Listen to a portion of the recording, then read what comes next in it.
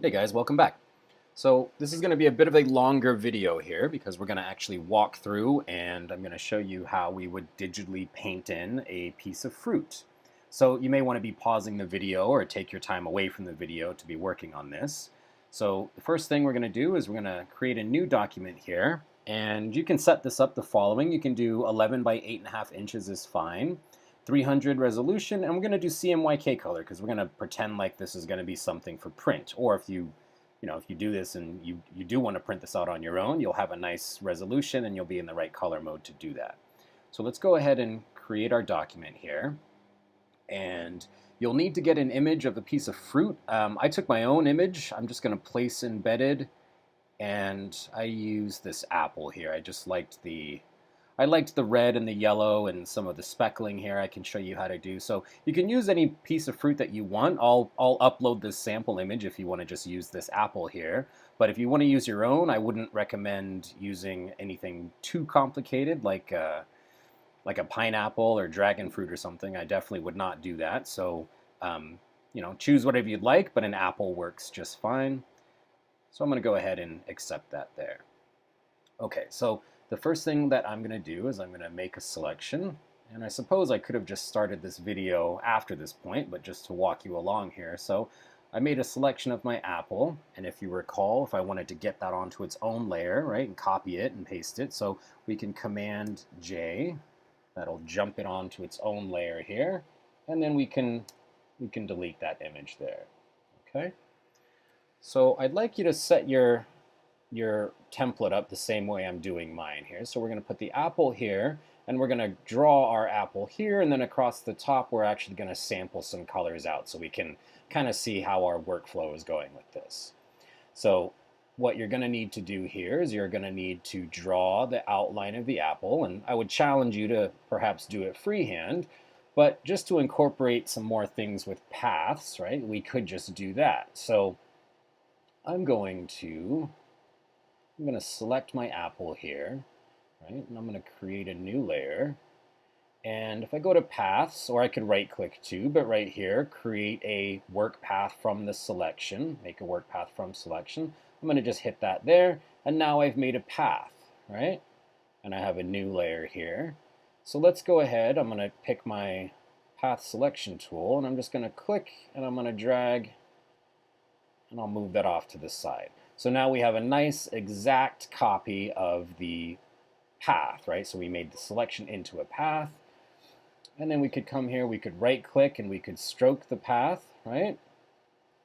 And make sure before you do this, right, set your brush up so it's the way that you want it.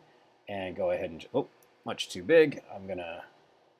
Let me come back to my brush here, and I'll just pick a hard round, and we'll just do a small brush head. So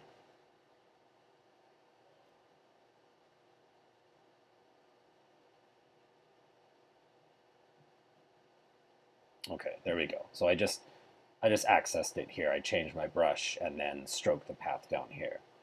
Okay, and then we don't need the work path any longer, so I can just hit delete. And now if I come to my layers, oh, I didn't want to put that there.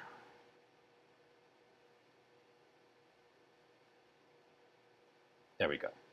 Okay. So I'm going to delete that path. I come back. So now I've got the outline on its own layer, the apple right there, and then the background, which that doesn't really matter for right now.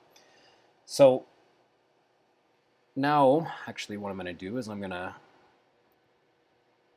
move this over a little bit, and I'm just going to paint this little part in, or draw that little part in there. Okay, there we go. Okay. So now what I'd like you to do is we're going to sample some colors, and we're going to put those across the top here so we can easily see our shadows, our midtones, and our highlights, and then we'll have examples from the red and the yellow and orange. So let's go ahead and let's use our eyedropper tool, and let's actually change our brush tool to a larger brush head here. Okay, something like this. So let's go ahead and let's find our darker, so let's work with the reds right now, and let's find like 4 to 5 different hues of red here. So I'm gonna, this is my, looks like this right here and this right here are kind of the darkest areas. So maybe let me select there, and then there we go. Okay, and let's find the mids here. I can see that there's a few different midtones that we can work with. So if you're using your own piece of fruit, right, be keen on what you're looking for. Right, I would say there's probably one more lighter hue. I mean, definitely this highlight I'll get here in just a moment, but that's pretty similar to that other one, but that works there. So I've got 5 hues here. I've got kind of the dark, I've got a mid, and I've got that extreme highlight, which that's probably not even as light as it should be. I could probably go a little lighter. And then I've got a middle in between that dark and that mid, and then I've got a middle value between that mid and that light. And then let's find, we've got this yellow color as well too, and I can see the darkest part of it is kind of this green. I'm going to put that down there. And then it looks like it's probably only about four of these yellows maybe. And then it's kind of got this, like, there's some of this orange color here. Right. Well, that's pretty similar to that one there. I want to try to pull out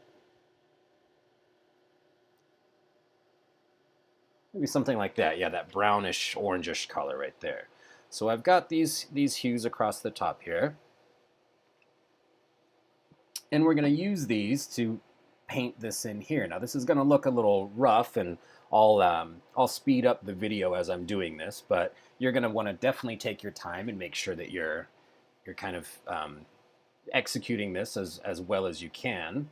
So the first thing that we're going to do is I'm going to, I'm going to go to my brush tool, and this is where you would want to play around with some of your brushes and find the right heads and such. I would say just to start, we don't really need to be too precise, but I would suggest using, these aren't bad ones. This classic cartoonist can be kind of fun. So I'm going to use this just initially to fill things in here.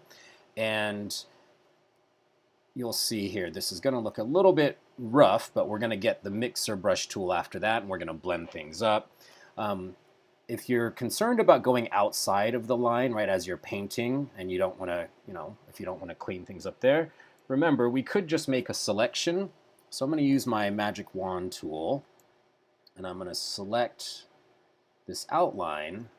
But then now I'm going to come to my quick selection tool. I'm going to hold shift, and I'm going to add to this selection so I get everything inside of this apple here, right?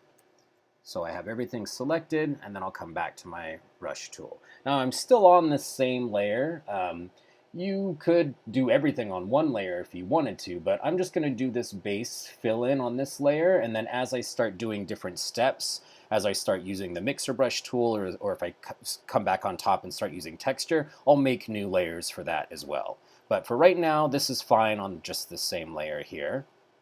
And make sure my opacity and flow are both up.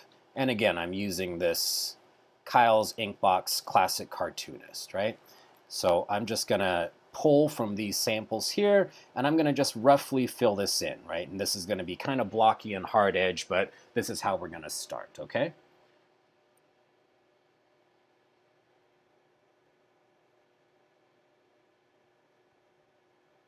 And notice, right, so because I have this selection going, it's only going to paint inside that selection, okay?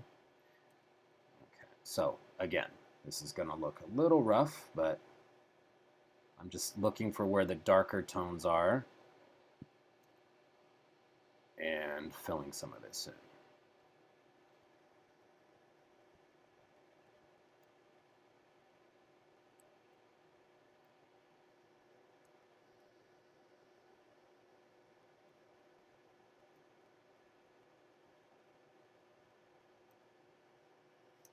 Okay, so we have something like this, right? Just to get started. So what we're going to use now is we're going to come in with the mixer brush, and let's see if we can blend some of this together here to make this a bit more seamless, right? So this is the first layer that we're working on here. So when it comes to the mixer brush tool, I'm going to come down into, oh, let's say this Kyle's Real Oils Round Flex here. Okay.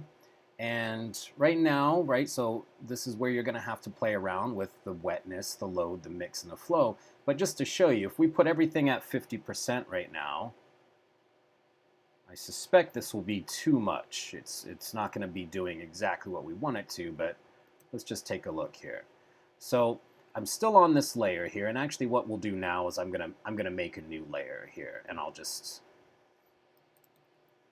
put blending down, and here maybe I'll just put base, okay, just to start us. So if I get back onto blending and sample all layers, okay, and recall what these two do right now. So remember, we're loading the brush or cleaning the brush after every stroke. I'm gonna choose the kind of this middle tone here. And I don't want it to load, and I don't want it to clean the brush right now because I just want to blend. And you may want to change your brush tip, right? We want to be thinking about the surface of this apple and the way that colors are blending. So notice on the apple here, right, things are kind of, if we think about cross contour sections, right, we kind of have this movement going, you know, curving around the form. So I'm going to try to replicate that. I'm going to try to blend that with this tool here, or with the mixing brush. So right now everything's on 50%, so let's just see what this looks like here. So I'm not happy with this. I can see this is way too strong of a blend. So let's go ahead and undo this. And I'm going to suggest starting small. In fact, I'm going to go 10% across the board here, okay? And now we'll see what this looks like here, okay? Go a little bit bigger. Okay, this isn't bad. This is okay.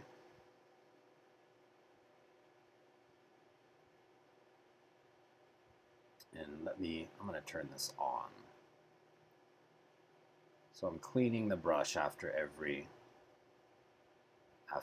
stroke. Okay.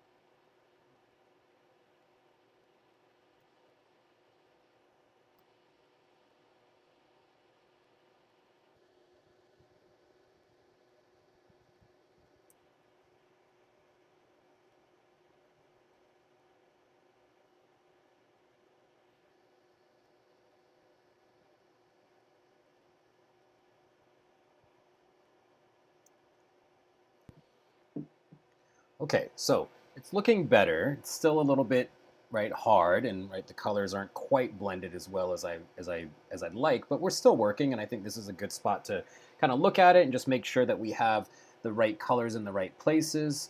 And I think that looks okay for now.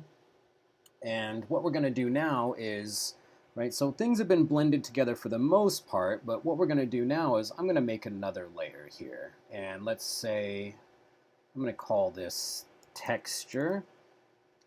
And if we look at the apple, we can see that the apple has, what I've done is I've actually blended things a bit too much, or at least right, we can see there's a lot of smooth blending happening. But if I look at the apple, there's texture on it, right? The apple skin has, right, it's a bit blotchy, and we see these little like yellowish like flecks on the skin. So now we're going to work on this a little bit here, and we'll continue to refine this. So I'm going to change my brush now. I'm going to come back to the brush tool, and I want something that has some texture, right? And I don't want to cover up everything that I've been doing.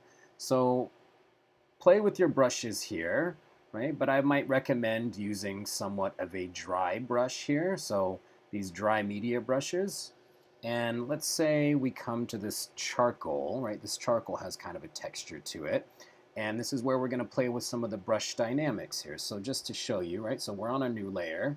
And let's just say I'm just going to pick this darker red. And with my charcoal, just to show you what this looks like, because we want to get some of this contrast and to get some of these differences. So if I use that brush right there, I mean, that's way too opaque, and it's a bit much. So let's go into the brush dynamics and let's play with this around a little bit. So if we come to scattering, right, let's turn that scattering up quite a bit just to disperse some of that brush stroke. And right, the brush tip shape, I'm going to kind of change this a little bit so we're something like this. Okay, and I've got it a bit large as well. Okay, and the opacity is all the way up right now. So I'm going to turn this down to, let's just say 50% to start. And again, this is where, depending on the fruit that you're using and actually depending on the actual brush, right, you may want to play around with some of these things here. So, right, and you can see what that stroke is going to look like, right? And we can play around with the contrast and let's say, right. So I would recommend scatter and texture, right? Work around with those a little bit. And then now let's see if we can get some of this to look a bit more authentic. Okay, so I'm just coming in and I'm just lightly kind of looking at the areas that have this color, and I actually want to scatter this a bit more, a little bit more.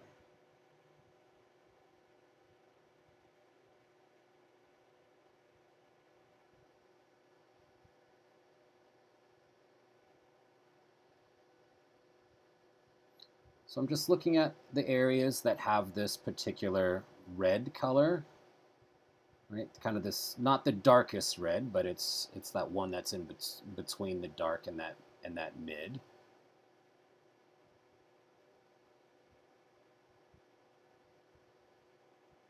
Okay, and then actually let's change over to the dark.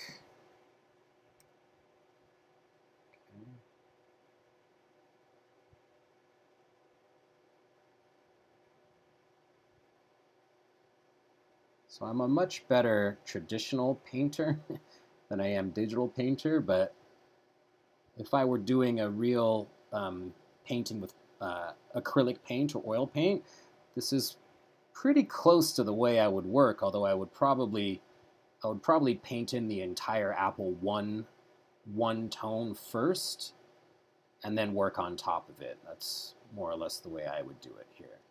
So work with these various hues here, and let's just try to get some texture going. I think I need more of this yellow.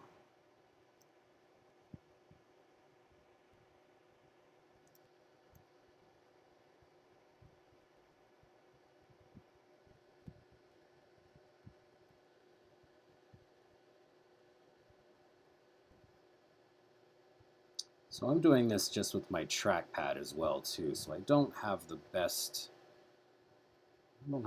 control. I mean, it's working, but this isn't the best rendition here.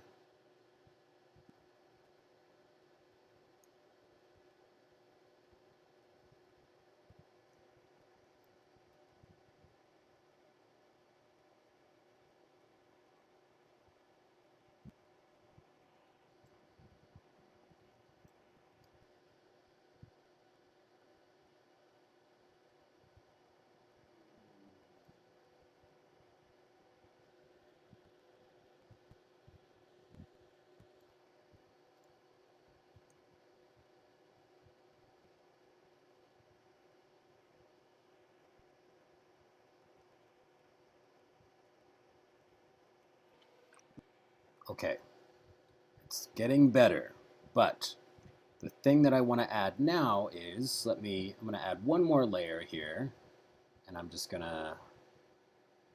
name this freckles, right? So we want to get these little freckles, these little yellow spots on the apple onto our apple. So we're going to do this with a brush again. So let's come up to our brush tool, and I'm going to just find one of these splatter brushes, right? One that we can work with and kind of change some things. I don't want the splatters too big and I don't want them too uniform.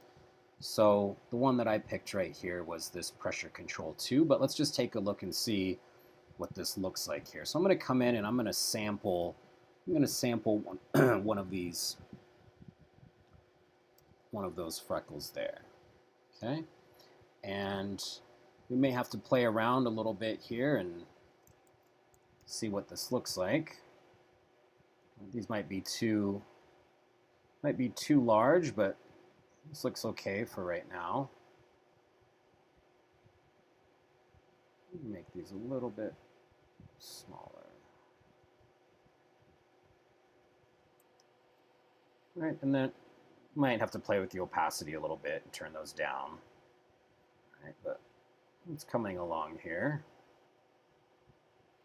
Okay, so that's my apple there. I mean, I want you to spend a bit more time with it than I am. If I could come in here and I could blend this a bit more and I could maybe change some of these textures a little bit. But that's kind of the gist of this apple getting started. I hope yours are more polished than mine, but those are the tools that you would use. And one thing that we can do here, if we wanted to add a shadow to this as well, let's use a path, and I'll show you how we can do that as well. So let's go to, let's make a selection here. All right. So once we have that selection, we could come to paths, and then we could make a work path from that selection. If I come back to my layer, so I'm on that shadow layer. And then what I can do is I can fill that path, right? And let me undo that. I'm going to pick kind of a lighter, just kind of a lighter gray there. And I can fill that, and I no longer need that work path anymore. And remember, once you fill a work path or stroke a path, it becomes rasterized pixels anyways. So I can just delete that work path.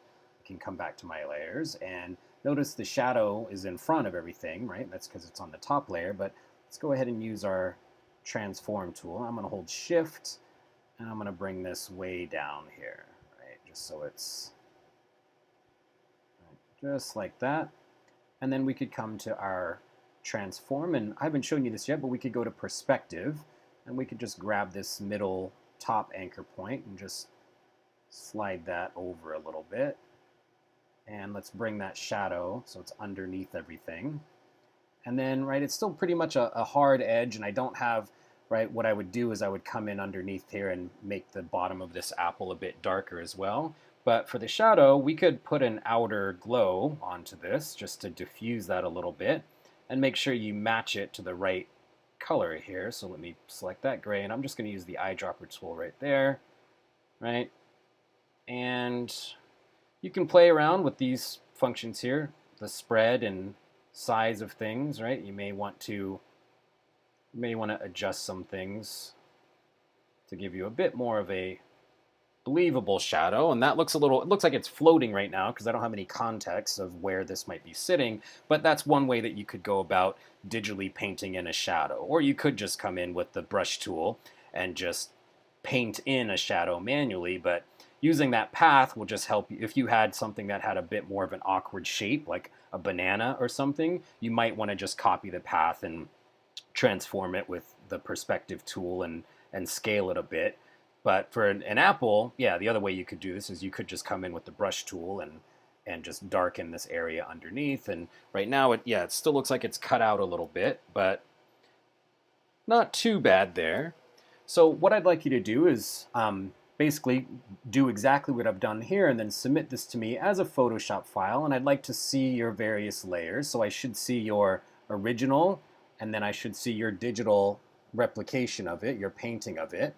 And then I'd like to see you pulling out your samples as well here too. So the colors that you've been using in here, right? And you'll notice that throughout the video when I sped things up, there was a couple times that I came in and I selected, right? I just used the eyedropper tool inside there, but this should be what your image to me looks like, right? So take your time with this, and right, again, as I was working through the, as I was speeding things up, I came up and I was playing around with I changed the mix and the flow. I didn't really mess with the load or the wetness that much, but you may, if your blending is too strong or not enough, then that's where you would come up and play around with these things too. And remember, there were times that I had load the brush and clean the brush on or off, just depending on what I was doing.